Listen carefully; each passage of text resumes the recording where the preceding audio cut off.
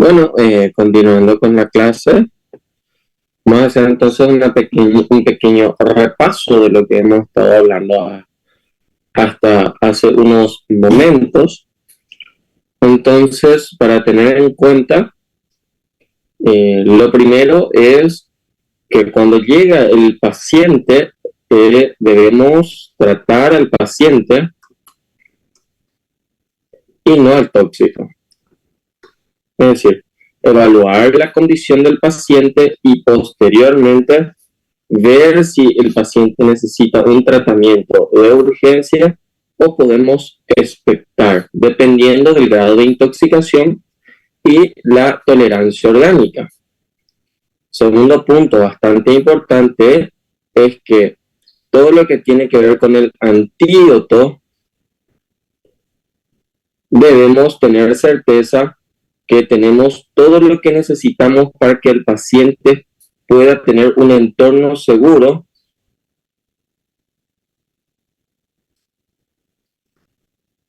hasta poder administrarlo con, si en caso de que el paciente haga un efecto secundario relacionado al antídoto, pueda acceder a la terapia complementaria correspondiente.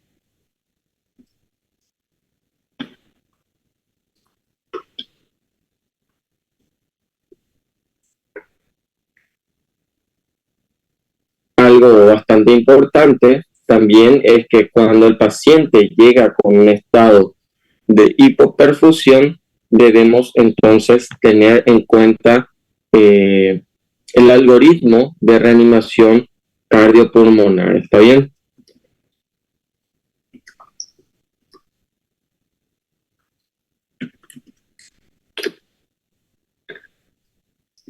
De RCP, teniendo en cuenta que la parte más importante de este algoritmo es reanudar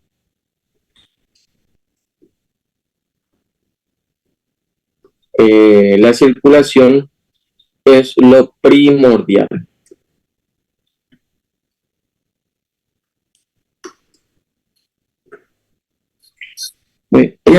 Permiso, un ratito de prender aire acondicionado.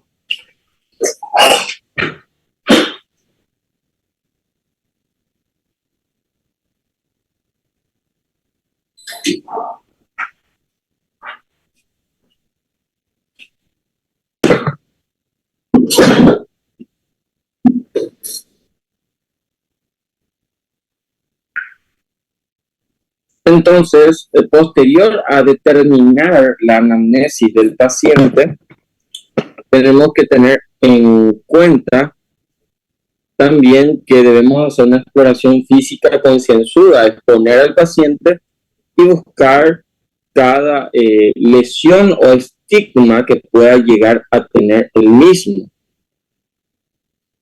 Esto debemos tenerlo en cuenta buscando una valoración a nivel de la piel, a nivel del ojo, a nivel de la mucosa, vía respiratoria, aparato orofaríngeo, aparato urinario o también en algunos casos si la sustancia ha penetrado por algún tipo de objeto cortopunzante, también valorar eso.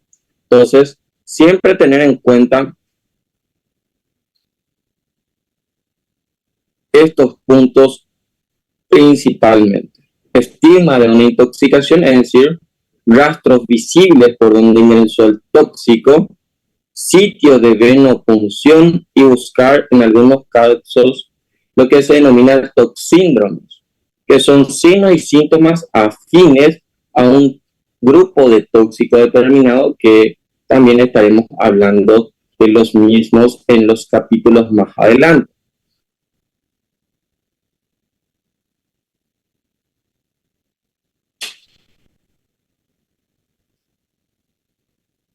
Entonces, tenemos en este cuadro los probables toxíndromes que podemos ir determinando, como puede ser, por ejemplo, un toxíndrome simpático-mimético, anticolinérgico o el colinérgico producido por alcohol, hipnosedantes y opiáceos, alucinógenos, serotoninérgicos, neurolépticos, lo que tiene que ver con la relación con abstinencia enólica o abstinencia a opiáceos. Estos van a alterar lo que son los signos vitales, como podemos ver, la presión arterial, frecuencia cardíaca, respiratoria y la temperatura, con signos visibles en el paciente como el nivel de conciencia, el tamaño de la pupila, sudoresis. Vamos a ver cómo está el peristaltismo, el movimiento gastrointestinal, entre otros datos visibles en el paciente. Esto va a tener un capítulo aparte, la cual estaremos hablando en la clase correspondiente.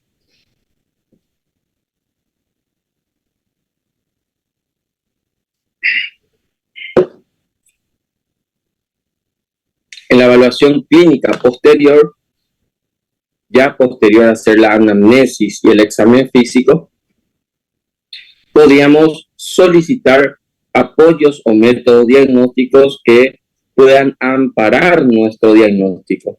Y esto va desde método diagnóstico que tiene que ver, por ejemplo, con un electrocardiograma, con la gasometría arterial en caso de que ésta pueda producir alteraciones en la ventilación, en la perfusión de gases, pueda producir o el paciente esté con un síndrome de acidosis respiratoria.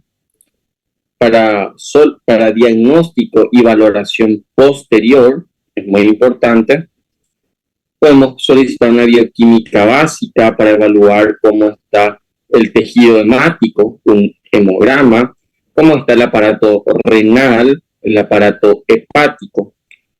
Es algo bastante importante, ya que un deterioro en cualquiera de estos dos órganos citados en el último, el aparato renal y el aparato hepático, tiende a disminuir el clearance del tóxico, es decir, tiende a producir una acumulación en el tiempo y la excreción más lenta del tóxico.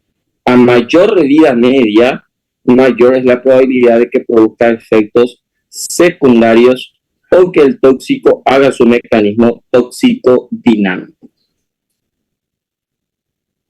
Entonces, paciente idoso con insuficiencia renal crónica puede intoxicarse con mucha mayor facilidad que un paciente con un clearance renal normal. Lo mismo sucede en los pacientes que tienen un clearance hepático menor, con un perfil hepático, bilirrubina elevada, GOT, GPT, AST, fosfatas alcalinas elevados. Nos está hablando que ese hígado está inflamado y el hígado inflamado tiende a disminuir su función, llevándola a un nivel de insuficiencia que puede ser aguda o puede ser crónica, dependiendo de cada parámetro alterado. Eso ya ustedes saben con el tema de insuficiencia hepática mediante la evaluación de Chilpuk, escala de Chilpuk. Algunos casos podemos solicitar un examen toxicológico para drogas de consumo habitual. Eso puede incluir, por ejemplo, alcoholemia, que es medir los niveles de alcohol en sangre, o de otras drogas como la marihuana y la cocaína, que mediante el examen de orina podemos determinarlo muy fácilmente. En cambio, en aquellas intoxicaciones que puede producir una lesión inflamatoria aguda severa en varios órganos, podríamos hasta solicitar métodos de imágenes. Esto podríamos hablar, por ejemplo, uno de los casos, como suelen ser los herbicidas bipiridilos. El herbicida bipiridilo, como comenté, en presencia de oxígeno, crea radicales superóxido que daña fácilmente la membrana celular y tiende a producir fibrosis en el órgano en cuya concentración se ha elevado. y por medio de una radiografía o una tomografía de tórax podemos valorar el alcance de la lesión. Es un ejemplo típico.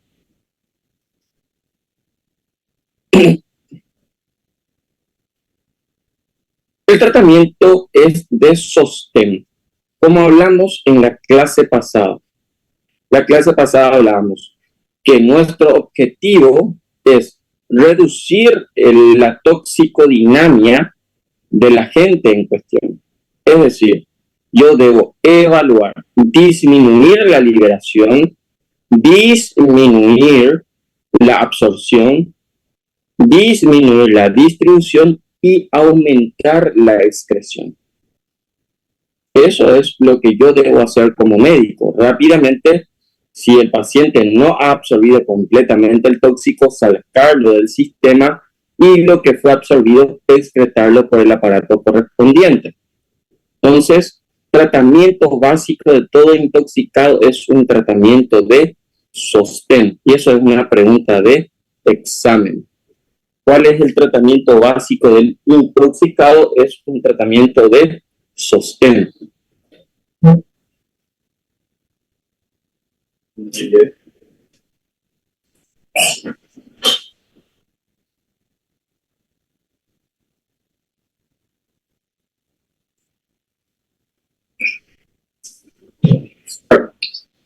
Entonces, lo primero que debo hacer es una medida de descontaminación, es decir, reducir la absorción del tóxico, que puede ser por diferentes vías, por la vía dérmica, la vía respiratoria, la vía orofaringea. Acuérdense que cuando nosotros hablamos de absorción, la vía endovenosa es aquella que prácticamente nosotros hacemos una administración directa al torrente sanguíneo y se escapa de esa absorción. O sea, es instantánea la distribución a casi todos los órganos. Segundo, disminuir la absorción del tóxico. Tercero, si es que el paciente o el tóxico en cuestión, el paciente se encuentra hemodinámicamente inestable, empeora con el correr de las horas, pasa de un cuadro leve a uno moderado a uno severo, y el tóxico en sí tiene un antídoto, se recomienda en ese caso, siempre y cuando tengamos el entorno necesario, administrar un antídoto y aumentar las medidas de eliminación del tóxico, que vamos a ver más adelante cuáles son. Entonces, la mayoría de la descontaminación que podemos producir a nivel de las mucosas de la piel generalmente se realizan con solución salina, o muchas veces podemos reducir su absorción mediante el contacto con el agua en el lugar de la intoxicación. Esto, por ejemplo, está hablando cuando existe un contacto ocular con el mismo. ¿Qué es más peligroso, un álcalis o un ácido que entra en contacto con el globo ocular?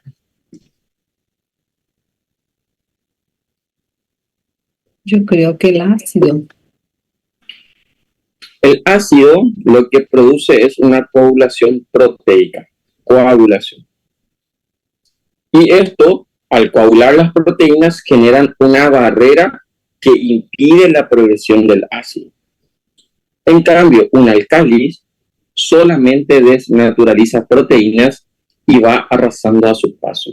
Es decir, no forma la barrera protectora y por ende un álcalis tiende a producir mucha mayor lesión en el globo ocular y en otros órganos lábiles.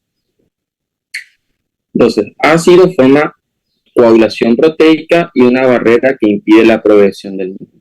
Álcalis solamente produce desnaturalización proteica. La descontaminación cutánea, que ante la sospecha de que el paciente esté intoxicado con solventes orgánicos o pesticidas, debemos primeramente retirar la ropa del paciente, la cual generalmente tiene un contacto, o mejor dicho, una mayor concentración, y por diferentes tipos de difusión va a pasar al tejido celular subcutáneo, y esto lo hace mediante los solventes orgánicos en los cuales se dispersan los pesticidas. Entonces, primer punto importante en todo paciente intoxicado: desnudar, sacar toda la ropa. Es un dato no menor, porque mientras el paciente tenga ropa que esté contaminada con un tóxico, el paciente va a absorber el mismo.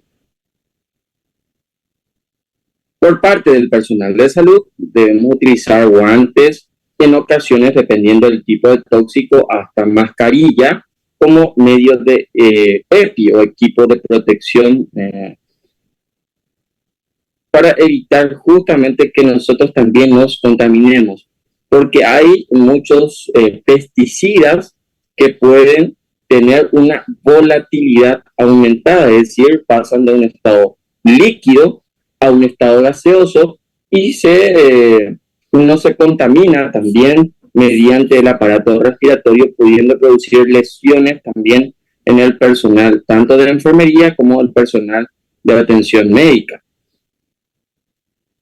Y la descontaminación por lo general se hace bañando al paciente con agua durante un periodo de tiempo de 10 a 15 minutos, o si el paciente se encuentra en un mal estado general, en la camilla con solución fisiológica, tratando de retirar la mayor cantidad de posible de todo el solvente de la cual entró en contacto.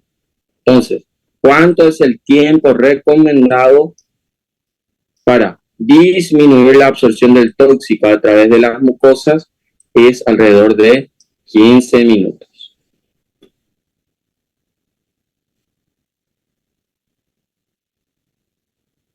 A nivel gastrointestinal, lo que vamos a realizar es una disminución de la absorción del tóxico.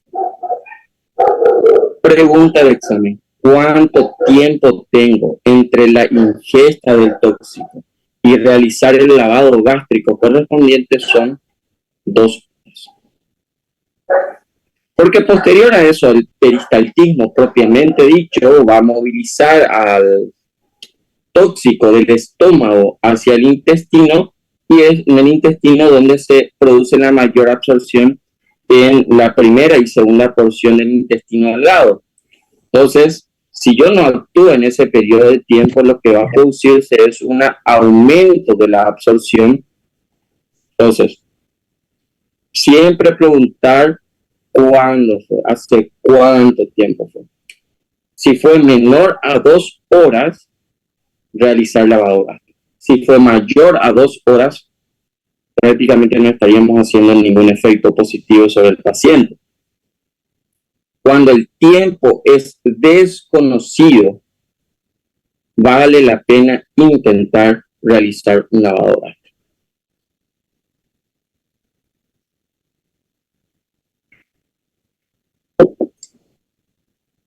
Entonces, ¿cómo disminuyo la absorción a nivel digestivo? Primeramente, realizando un lavado gástrico, que es el primer procedimiento de importancia, porque yo estoy retirando tóxicos del sistema. El segundo punto: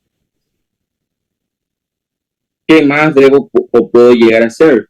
Anteriormente se utilizaba el jarabe de ipecacuanha, que podemos tener aquí. Hoy día ya no tenemos en el mercado, que es un fármaco emetizante, es decir, produce vómito para retirar el fármaco del sistema. El tema es que muchas veces el reflejo del vómito queda persistente y el paciente cae en una depresión del sensorio, es decir, entra en estupor, coma, pero el paciente sigue con náusea, vómito. Y el paciente puede llegar a tener una broncoaspiración del contenido gástrico, empeorando la condición del paciente basal. Entonces, ¿cuál es la recomendación actual? Realizar lavado gástrico temprano, menor a 2 horas. Hoy día es poco recomendable el uso de fármacos que van a producir emesis o vómito. El uso de carbón activado Aquí tenemos algunas presentaciones de carbón activado y se recomienda la utilización de carbón activado entre 25 a 50 gramos de la sustancia, que puede ser repetida aproximadamente cada 3 horas. Y es un dato muy importante, ya que este carbón activado, cuanto más rápido es administrado en el menor tiempo posible, secuestra a todo lo que se encuentra en el tracto digestivo y ayuda a facilitar la evacuación. Justamente al usar el carbón activado, yo debo aumentar la peristalsis para eliminar todo rastro del químico a nivel gastrointestinal. ¿Y cómo lo realizo? Mediante el uso de catárticos, es decir, agentes que van a producir diarrea. Entonces, a nivel gastrointestinal, yo debo hacer 3 cosas cuando el paciente entra intoxicado. 1, si el tiempo fue menor a 2 horas o el tiempo es desconocido, realizar lavado gástrico. Si fue mayor a 2 horas, lo quito de la ecuación. Segundo, el uso del carbón activado entre 20 a 50 gramos en la primera dosis y 0,3 gramos por kilogramo cada 3 horas posteriormente. Y el uso de agentes que van a producir diarrea. Podemos tener, por ejemplo, el sulfato de sodio, podemos tener el mannitol y el polietilenglicol. Uno de mis fármacos preferidos es el uso del polietilenglicol, que viene en esta presentación, que viene en polvo diluible en agua y se administra un sobre cada 15 minutos durante las 3 primeras dosis y una dosis cada 1 hora posteriormente. El paciente va y se va y no se atrae. Muchas veces tenemos que usar pañal en el paciente debido a la gran catarsis. Imagínense el paciente que está con un estreñimiento de 3-4 días, o el paciente con uso crónico de benzodiazepinas, que generalmente va cada 2 a 3 días haciendo cocó, ¿verdad? Haciendo la maniobra de Valsalva. Estos pacientes llenan un pañal con la primera catarsis. Entonces, estos 3 elementos no hay que olvidar en los pacientes. Y si pueden sacar screens, si pueden hacer todo lo que sea necesario para tener esta información a mano siempre.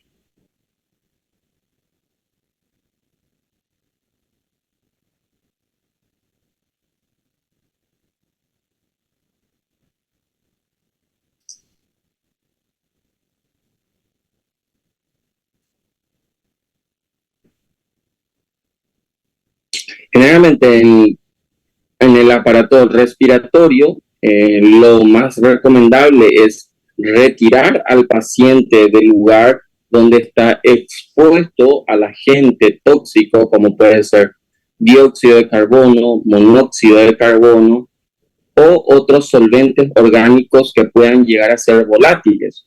Es decir, la transformación de líquido a gaseoso, inclusive a bajas temperaturas. Primer lugar. Segundo lugar, disminuir la absorción cutánea y de mucosas con los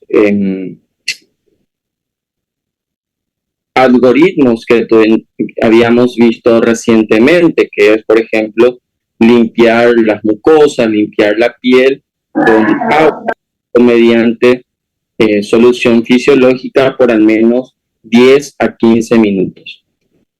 Ahora bien, la exéresis quirúrgica habría que evaluar en casos particulares, pero se ha visto en varios estudios multicéntricos donde se ha evaluado a pacientes con intoxicación, como por ejemplo podría llegar a ser fármacos administrados por vía intramuscular, donde no se ha visto una mejoría real del paciente. Inclusive podríamos llegar a tener un empeoramiento del cuadro.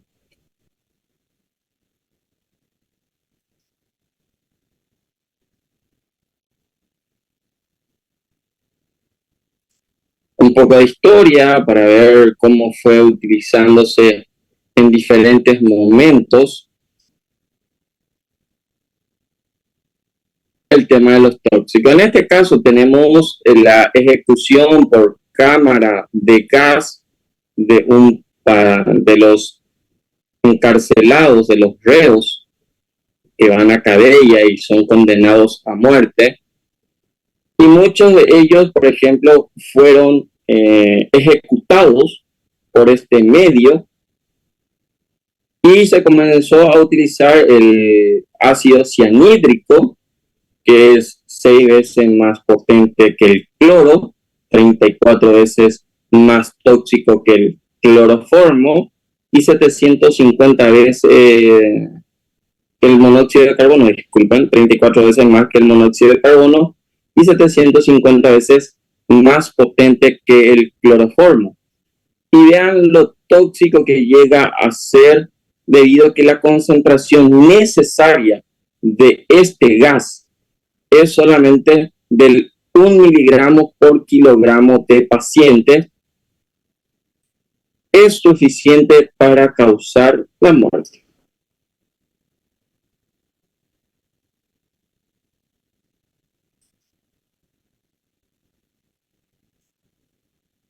Siguiendo con un poco de historia, entonces el antídoto viene de la palabra anti, significa en contra, en este caso antídotos, viene de algo dado en contra de algo. Entonces estamos dando un medicamento para contrarrestar la farmacodinamia de un tóxico en cuestión. Entonces, la pregunta que suele surgir de este tipo de cuestionamiento en el examen es: ¿qué modifica el antídoto? ¿Modifica la farmacocinética o modifica la farmacodinámica? ¿Qué es lo que modifica el antídoto? ¿La farmacocinética o la farmacodinámica? La farmacodinámica, doctor. Exactamente. Estamos dando un antídoto para disminuir el proceso farmacodinámico, es decir, la acción que produce el tóxico, en este caso tóxico dinámico, sobre un tejido en específico. Entonces, nosotros estamos tratando de disminuir todos los signos y síntomas producidos por el tóxico en cuestión. Y solamente está justificado su uso ante la sospecha diagnóstica o el resultado laboratorial del caso.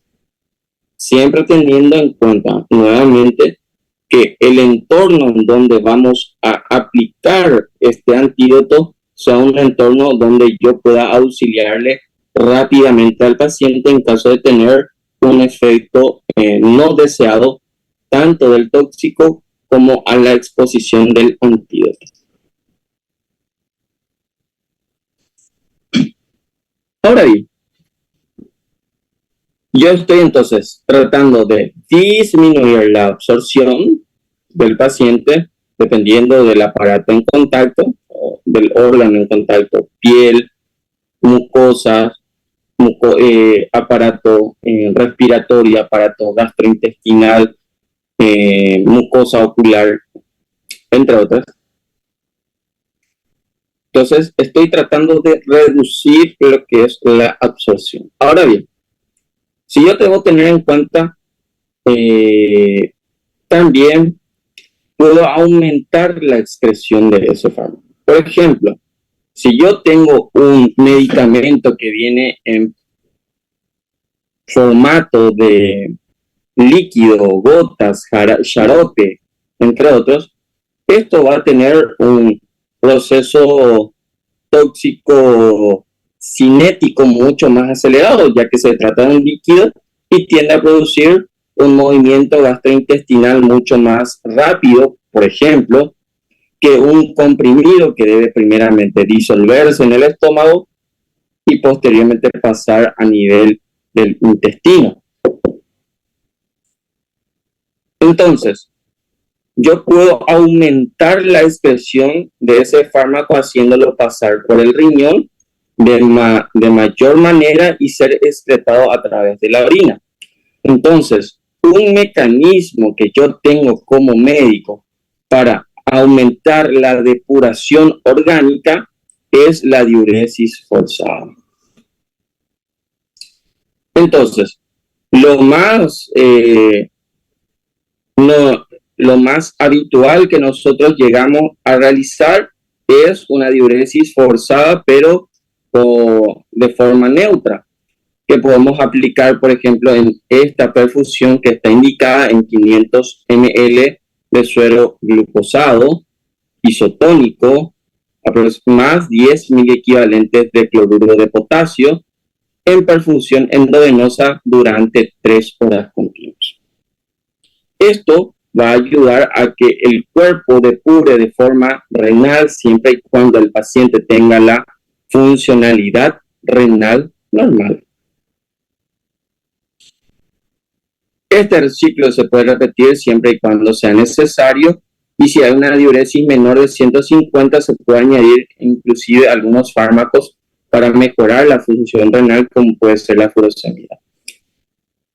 En algunos países ha quedado en desuso este uso principalmente de la diuresis alcalina forzada, ya que puede inducir a la aparición de alcalosis de origen metabólico. Pero podríamos utilizar por eso la diuresis forzada pero neutra.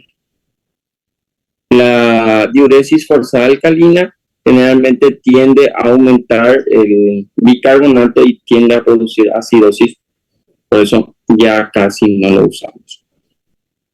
En caso de que el paciente tenga un deterioro funcional renal severo, insuficiencia renal crónica, el paciente esté chocado, ya sea por la intoxicación o por comorbilidades que sufre el paciente en ese momento, podemos hacer una hemodiálisis para depuración del tóxico, pero este tiene unas indicaciones puntuales dadas justamente por la poca evidencia científica que tenemos hasta ahora de cuánto puede llegar a mejorar el paciente con la depuración extrarrenal, es decir, por la hemodiálisis.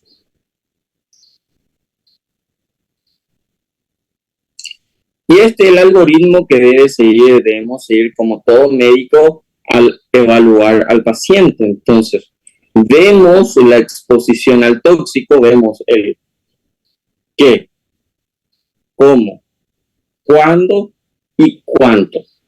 Muy importante. ¿Qué pasó? ¿Cómo pasó? ¿Cuándo pasó? ¿Y con cuánto pasó? Entonces, valoramos si el paciente tiene un riesgo vital leve al ingreso, evaluamos el riesgo. El paciente tiene una toxicidad clínica. La ingesta de la sustancia tóxica, dosis tóxica, o desconocemos la dosis que habrá tomado el paciente. Ingesta de sustancias desconocidas, como mencioné, siempre hay que sospechar de que el paciente está intoxicado con uno o más medicamentos. Y cuando está haciendo uso de alcohol, sospechar que está asociado a otros tipos de drogas ilícitas a la par. Siempre sospechar.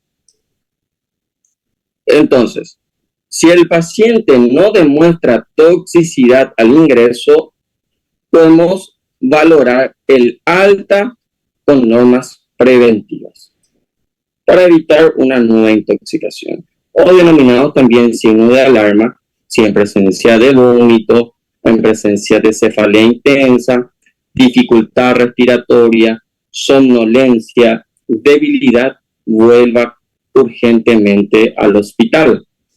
Generalmente tenemos en observación a estos pacientes entre 3 a 6 horas, posterior a la realización de todas las medidas preventivas.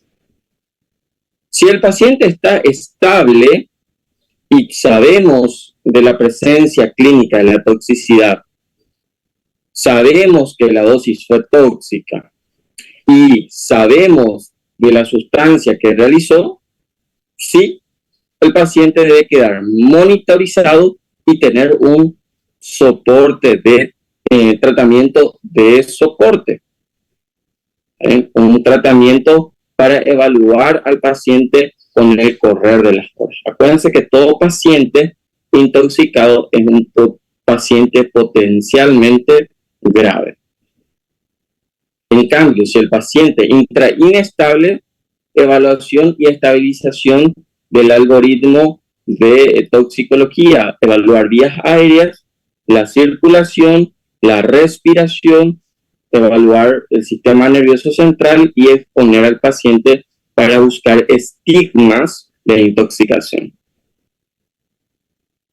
En segundo punto, en tercer punto, valorar entonces en todo paciente inestable monitorización.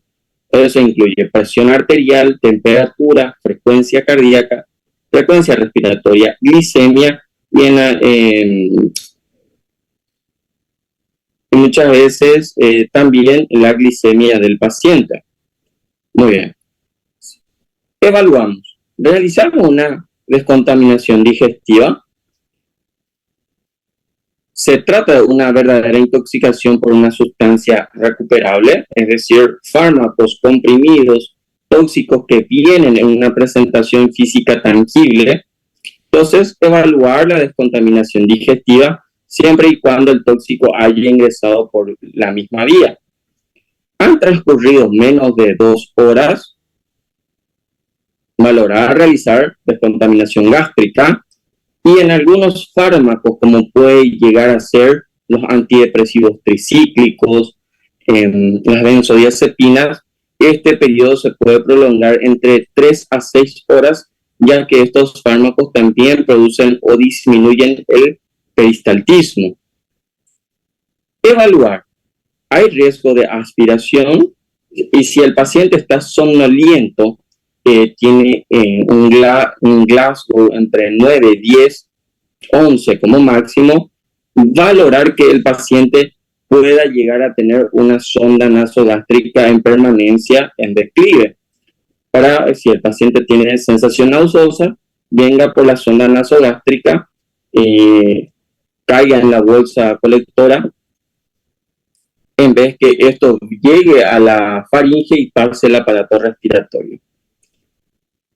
Evaluar posteriormente el uso de carbón activado si la sustancia es absorbible y el tiempo de ingesta es menor a 2 horas, y lavado gastrointestinal si la intoxicación es grave.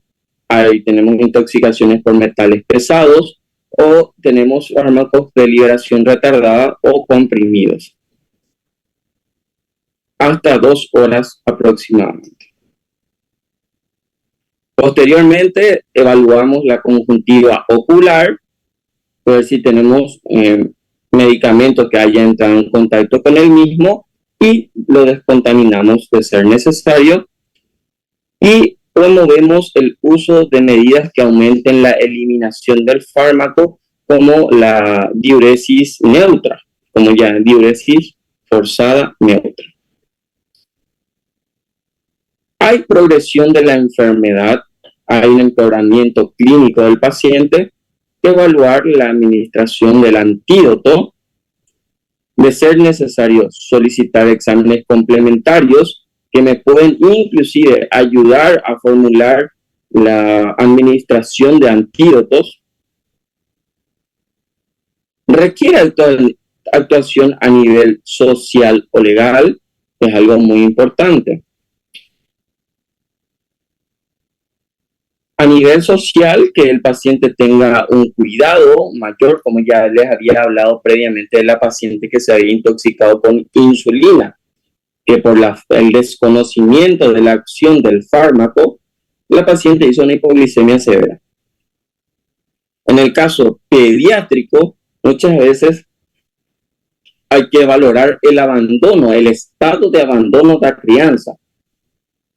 Entonces, si el paciente está con un estigma de abandono, valorar justamente presentarlo a los órganos institucionales correspondientes que puedan actuar frente al mismo, ya que la probabilidad de una intoxicación repetida es concreta. Es decir, el paciente puede volver a intoxicarse posteriormente.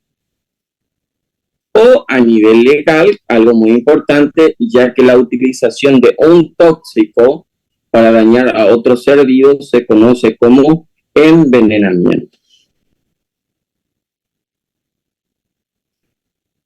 Hay que valorar después de estos 11 puntos si existe una mejoría clínica del paciente en su evolución. Muchas veces debemos observar si el paciente se mantiene, como por así decirlo, estacionario, no hay ni una progresión ni un retroceso en la clínica de ingreso del paciente, pero este paciente presenta somnolencia, bradipnea,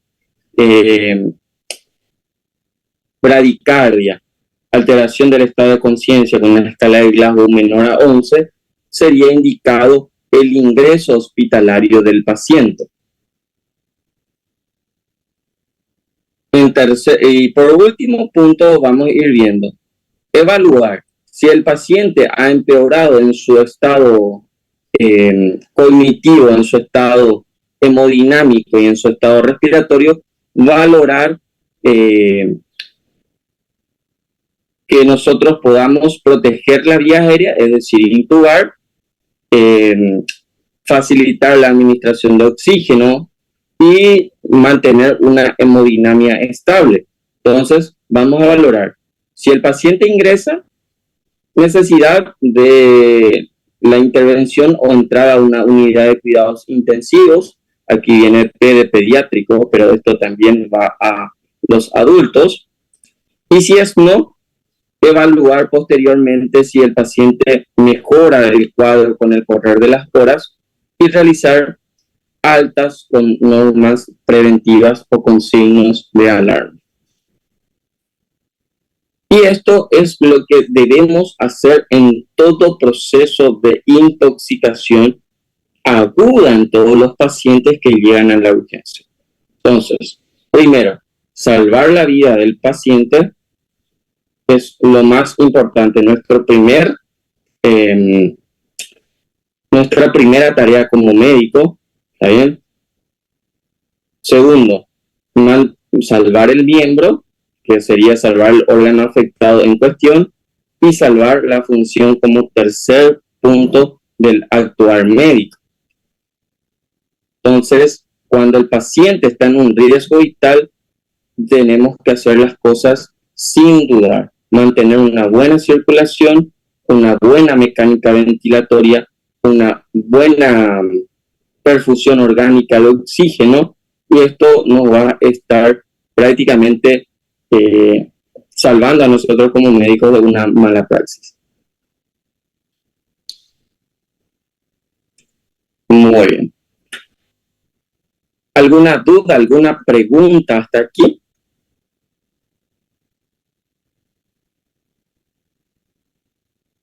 No, doctor, todo tranquilo. Bueno. Yo voy a facilitar el material ahora, voy a guardarlo en PDF, voy a alzarlo en la plataforma ya ahora mismo, para que ustedes puedan tener este material de lectura, y voy a tratar de facilitarle algunos books para que ustedes puedan descargar y ya hacer una lectura adelantada, ya que en aproximadamente 2 a 3 semanas más estaremos ingresando en la etapa de las parciales. ¿Está bien? Sí, sí puedes también de la clase pasada, las Claro que sí. diapositivas. Súper. Ahora Gracias. mismo voy a hacer eso para que puedan estar tranquilos y puedan tener los materiales.